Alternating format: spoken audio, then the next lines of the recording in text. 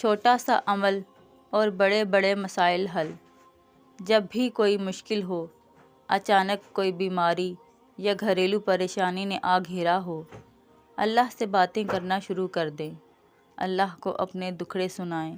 خاص کر رمضان المبارک کی اس عشرہ مغفرت میں تہجد کی نماز سے فارغ ہو کر چند لمحات کے لیے اپنے تمام دل کی باتیں اللہ سے کریں۔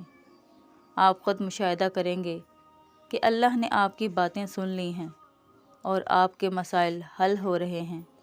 یہ عمل بارہا کا آزمودہ ہے اور لوگوں کے لیے صرف اس چھوٹے سے عمل سے بڑے بڑے مسائل حل ہو رہے ہیں۔